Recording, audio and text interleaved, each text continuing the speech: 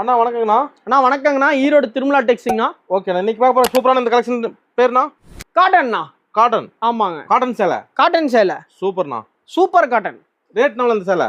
100 ரூபாண்ணா. வெறும் 100. வெறும் 100 ரூபா. நம்ம ஈரோடு திருமலா டெக்ஸ்ல. ஈரோடு திருமலா டெக்ஸ்ல என்ன நீல இருக்கு மட்டும் பாருங்க. அங்க பாருங்க.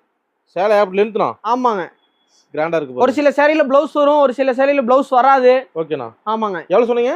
100 ரூபா. 100க்கு என்ன கட்டு போச்சு சேலை? 100 ரூபாய்க்கு நீளத்தை பாருங்கண்ணா. என்ன நீளம் பாருங்க. 6 அடிண்ணா.